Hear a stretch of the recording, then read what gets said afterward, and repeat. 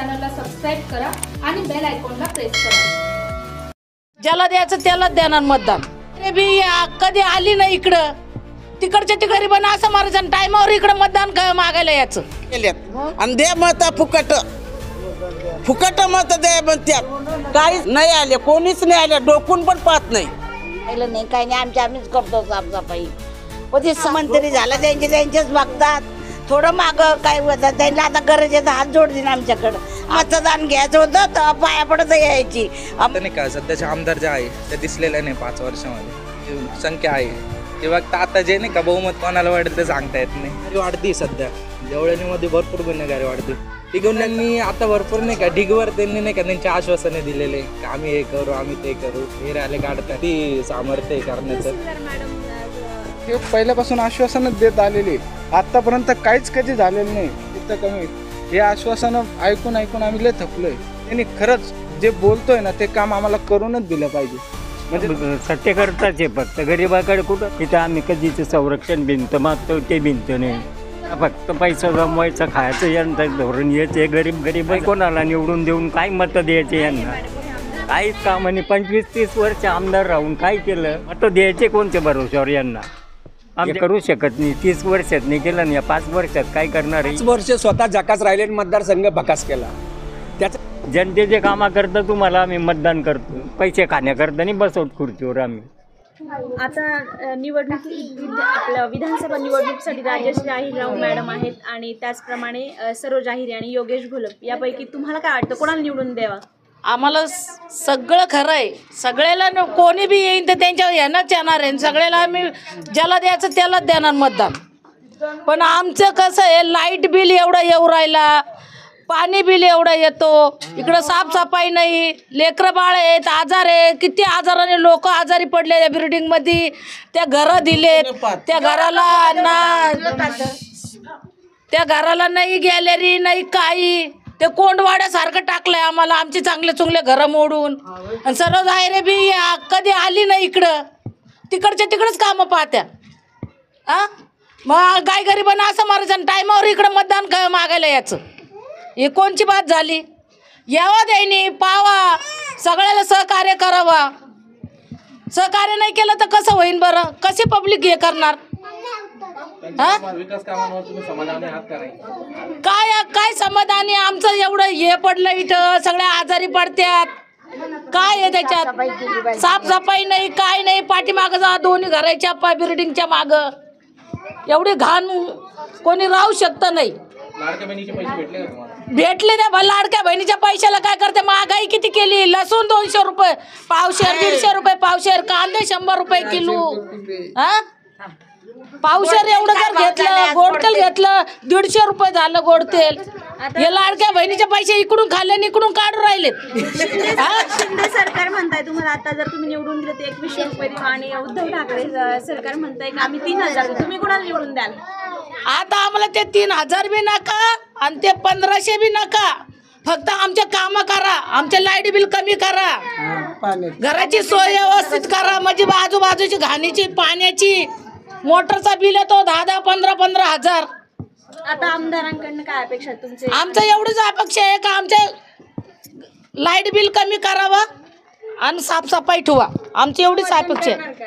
मग मतदान तर करायचं, आमचा हक्कच आहे, आमचा काय हक्क सोडून द्यायचा काय?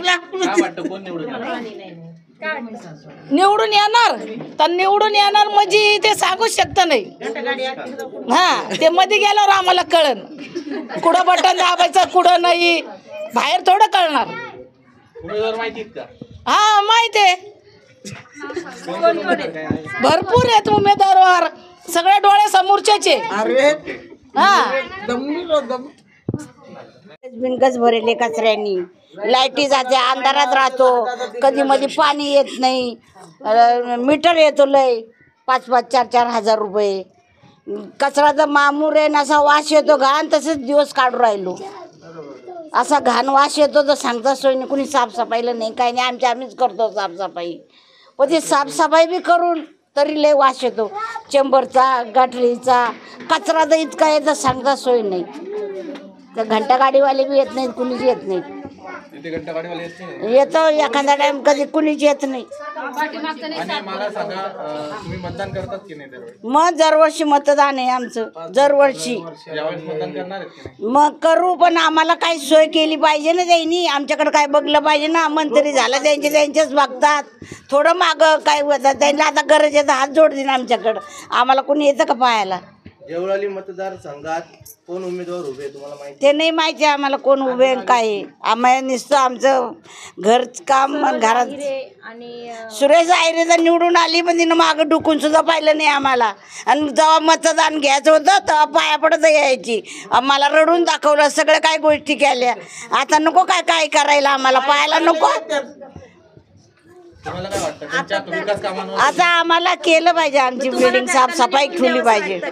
निवडू आता तिच्या नशिबानं ती आली तर बरीच आहे ना. तर त्याच्यामध्ये आमचं का नशीब घासणार आहे? राजश्री अहिरराव देखील आहेत, राजश्री अहिरराव देखील आहेत त्यांच्यासोबत, आणि योगेश नाना घोलप देखील आहेत. तर तुम्ही कोणाला निवडून ते द्याल? योगेश नाना बी चांगला आहे, बिचारा येतोय जातोय, डोकवतोय कधी मध्ये. बोललो तर कामं करतो. योगेश नानाचं आम्ही सांगते, आला तर बोललो ना आम्ही तर काम करून जातो.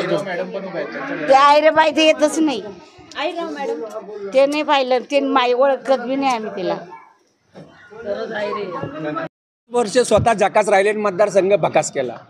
त्याचं कारण असं आहे, चिरडीला जे पंपिंग स्टेशन आहे जिथून पिण्याचं पाणी नाशिक रोडला उचललं जात होतं, त्या पिण्याच्या पाण्यामध्ये किडे पडलेले होते. ते किडे पडल्यामुळे नाशिकवरनं देवळाली विधानसभा मतदारसंघ नाशिक रोडला आणि विदगावला नाशिकवरनं पाणी द्यावं लागलं. आपलं जे रोटेशन आहे ते थांबवलं गेलं.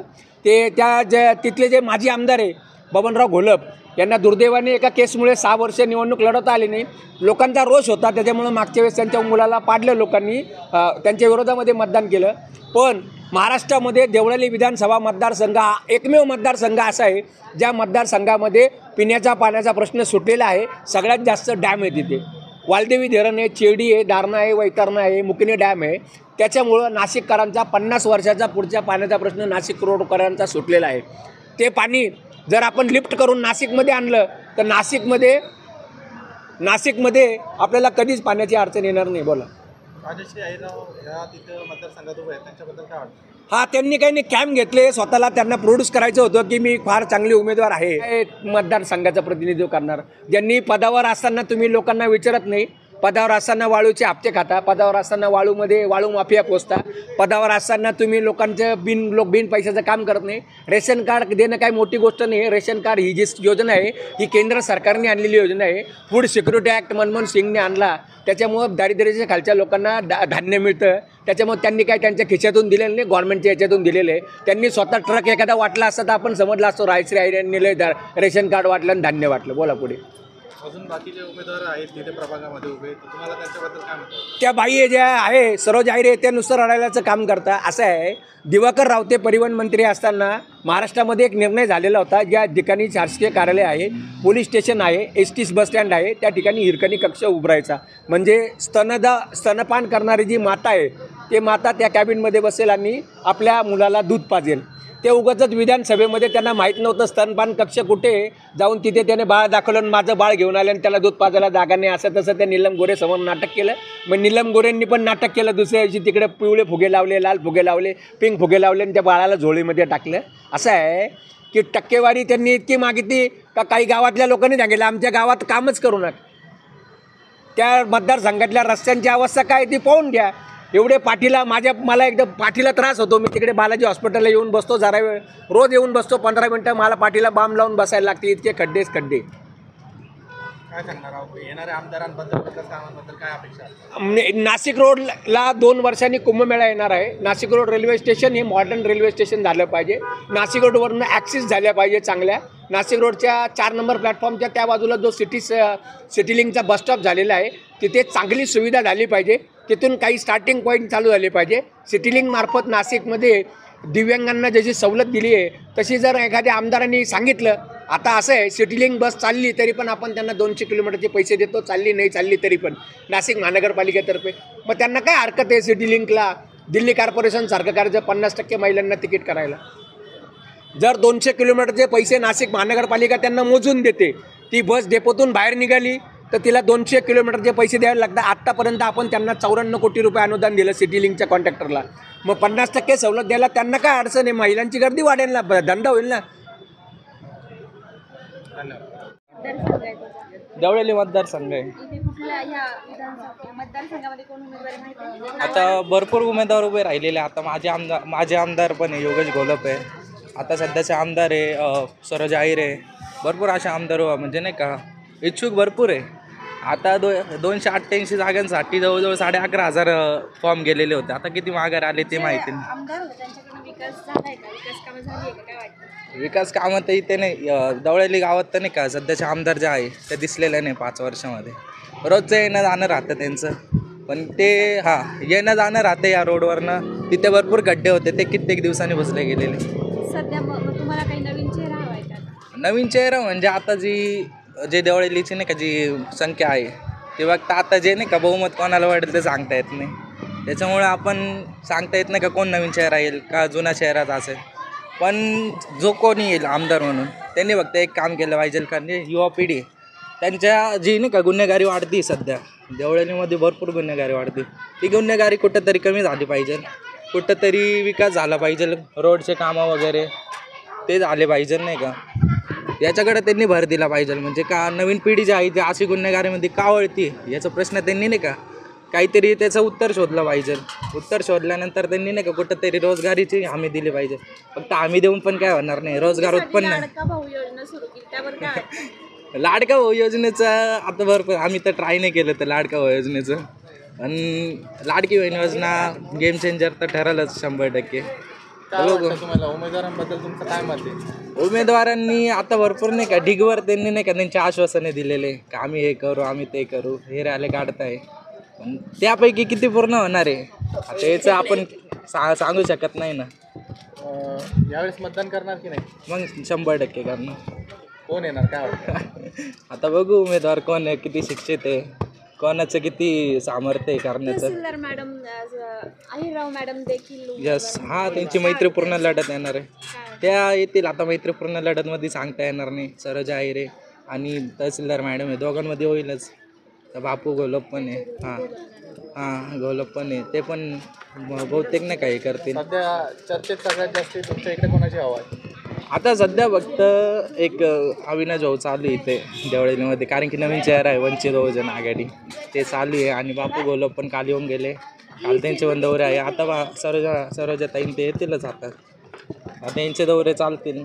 स्वराज्य पक्षाचे देखील ते त्यांचं ऑफिस ते आता बघू त्यांचं काय होतं, कारण की त्यांची ते एवढं वाटत नाही आहे. जे येतील ते 3-4 जणांमध्ये त्यांचे लागणार. येते 100%.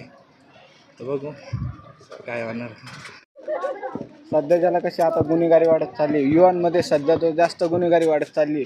मग आपलं नाशिक झालं, त्याच्यानंतर पुणे, सर्वीकडे गुन्हेगारी वाढत चालली. तर सरकारला माझं एकच म्हणणं आहे, प्रत्येक युवकाला रोजगार हा झालाच पाहिजे.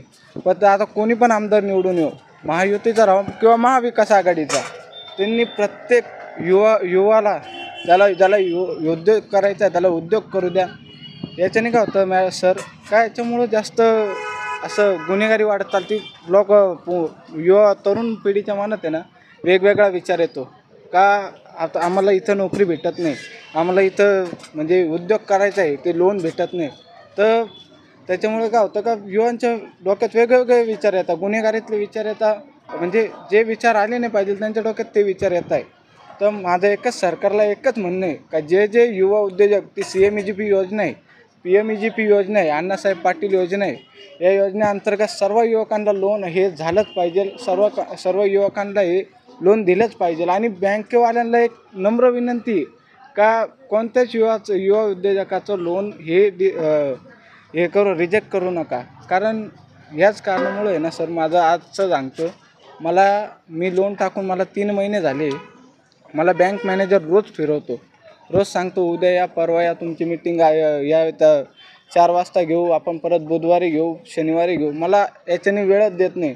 आता तो माझं लोन रिजेक्ट करण्याच्या याच्यावर आहे, मार्गावर आहे. तर माझं फक्त एवढंच म्हणणं आहे सरकारला, आणि जो आमदार इथं निवडून येईल त्याला पण एवढंच म्हणणं आहे का असे बँक मॅनेजर आहे, बँक अधिकारी त्यांना सांगा की सर्व जो उद्योजक येईल किंवा जो कोणी त्याचा स्वतःच्या हिमतीवर उभा राहील, पायावर उभा राहायला प्रयत्न करतोय, त्याला थोडा मार्गदर्शन पण करा आणि त्याला थोडा सपोर्ट पण करा. उमेदवार आश्वासन देत आहे की गुन्हेगारी मुक्त नाशिक किंवा भयमुक्त नाशिक करू, काय वाटतं तुम्हाला? सर मॅम, हे पहिल्यापासून आश्वासनच देत आलेले, आत्तापर्यंत काहीच कधी झालेलं नाही. कधी असं म्हणजे गुन्हेगारी कुठंच कमी झालेली नाही. हे फक्त आम्हाला आश्वासन देत आलेले आहे का इथं कमी होईल तिथं कमी होईल. हे आश्वासनं ऐकून आम्ही लय थकलो आहे. आता असा उमेदवार आम्हाला पाहिजे इथं, जो आमदार असा हवा आहे का ज्यांनी खरंच जे बोलतो आहे ना ते काम आम्हाला करूनच दिलं पाहिजे. म्हणजे तो बोलला ना का मला इथं मी गुन्हेगारी कमी करेल, त्यांनी करूनच दिले पाहिजे. प्लस तुम्हाला सांगतो, इथं ॲक्सिडेंट जास्त होता या रोडाला, इथं कुठंच डिवायडर नाही. प्लस तिथं जागोजागी खड्डे होता. ते आयरे मॅडम होत्या, ते फक्त ज्यावेळेस नगरसेविका होत्या त्यावेळेसच एकदा हा रस्ता बनवला होता, त्यावेळेस आल्या होत्या. त्याच्यानंतर त्यांनी आम्हाला कधी आलेल्याच नाही भेटायला. तहसीलदार मॅडम, हो, त्यांना मला संधी देऊशी वाटते, कारण ते काम करतील अशी माझ्या मनातली भावना आहे आणि त्यांनी केलंच पाहिजे. आणि जनतेचा सर्व प्रश्न त्यांनी सोडवलेच पाहिजे. मतदारसंघ आहे हा देवळाली गावमध्ये देवळाली गाव. कोण उमेदवार आहे इथे निवडणूक? लय ते 12-13 आलेत का तुमच्यापर्यंत? नाव आलेत का? आले, 3-4 जणांचे नाव आले. कोणाकोणाचे आलेत नाव? शिंदे गटाचे आले, अजितदादाचे आले, घोलपचे आले, ठाकरे गटाचे. उमेदवार म्हणून कोणाकोणाचे नाव आहेत? उमेदवार योगेश घोलप, आपले सरोजाई रे आणि आयरबाई आणि एक RPIचं आहे. काय वाटतं कोणाचे हवा?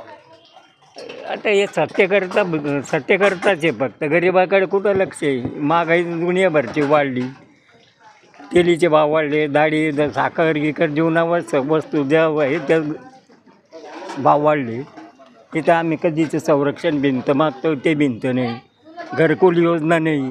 यांना फक्त पैसा जमवायचा, खायचं यांचं धोरण याचे, गरीबच राहायला पाहिजे. या तर सरकार झालं आहे. काय कोणाला निवडून देऊन काय मतं द्यायचे यांना? काहीच काम नाही. 25-30 वर्ष आमदार राहून काय केलं? हे सर्व राहिले तिने काय काम केलं? मतं द्यायचे कोणत्या भरोश्यावर यांना? आमच्या घरकुल योजना पास झालेल्या आम्हाला मिळाली नाही अजून. काय सांगावं, काय करायचं यांचं? तुम्ही तुमच्या समस्या कधी आमदारांपर्यंत मांडल्या का? लयच वेळा कागदोपत्री गेलेले. मग तुम्ही आता मतदान करणार की नाही करणार? मतदान करू आम्ही, मतदान तर करू, पण मग आमचं असं पाहिजे की आम्हाला त्यांनी लेखी आश्वासन द्यायला पाहिजे की आम्हाला तुम्ही घरकुल देऊ, संरक्षण भिंत बांधून देऊ, असं काहीतरी आम्हाला. उमेदवार तर इथं आम्हाला याचाच पाहिजे, महाविकास आघाडीचा. कारण का नवीन चेहरा पाहिजे आम्हाला. हे जुने आम्ही यांना कंटाळलो आहे. नवीन चेहरा पाहिजे आम्हाला. येणाऱ्या आमदारांकडनं विकास कामांबद्दल तुमचं काय मागणी, अपेक्षा काय तुमची? हे करू शकत नाही. 30 वर्षात नाही केलं नाही, 5 वर्षात काय करणार आहे? यांच्याच ताळमेळ नाही आहे. तो सत्य करता फक्त तो म्हणतो माझा मुख्यमंत्री होईल, तो म्हणतो माझा मुख्य युतीचं होईल. अरे तुम्ही मुख्यमंत्री नका, पहिले गरिबाचे कामं करा.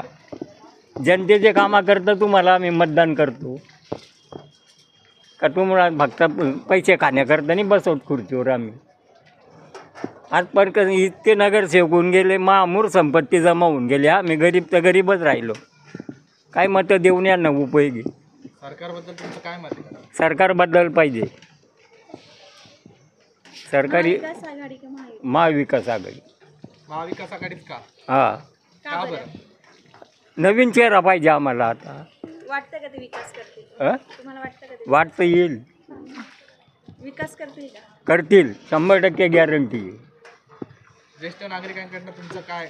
ज्येष्ठ नागरिकाकडूनच सांगतो ना मी, आमचं मत त्यांनाच आहे, महाविकास आघाडीला. ज्येष्ठ नागरिकांसाठी अनेक योजना चालू केल्या आहेत. अरे कुठं आल्या? मला फॉर्म भरून जमाना झाला, अजून 1 रुपयानी खात्यावर. ज्येष्ठ नागरिकांना पेन्शन देऊ, ते पेन्शन योजना नाही अजून. तीर्थदर्शन योजना काहीच नाही अजून, इथपर्यंत येतच नाही कोणती योजना. झोपडपट्ट्यांमध्ये येतच नाही.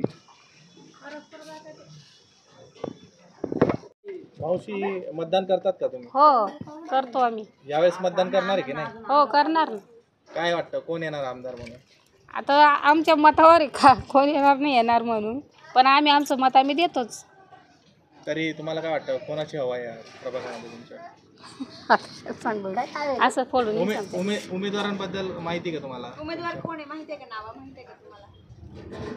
इकडचे इलेक्शनला जे उभे उमेदवार नाही आहेत त्यांचं नाही माहित मला. आधी सरोज आहे आमदार होते, त्यांनी काही विकास कामं केले का? काहीच नाही केले.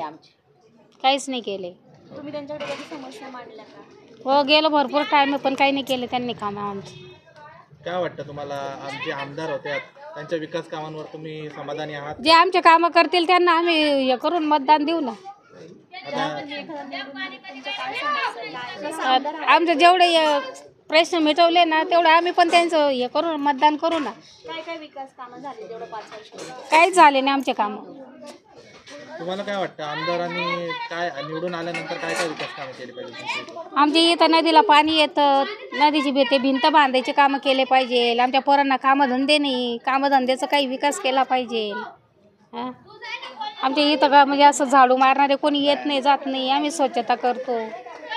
तुमच्या इथे योगेश घोलप त्याच्यानंतर कोणीच नाही काही कामं केले आमच्यावाले. काय वाटतं तुम्हाला अजून काय तुमच्या समस्या आहे? आमची समस्या हेच आहे, नदीला पाणी येतं, आमचे लहान लहान पोरं खेळत्या, नदीची भिंत बांधून द्या, आमच्या मुलाबाळांना कामं द्या. ते सगळे चेंबर पांबर फुटले त्याच्याकडे बघा. निवडून आले तर काहीतरी गरिबाची काहीतरी सोय करा. कोणता परिसर आहे मॅडम? कोणता आहे का? कोणता आहे रे?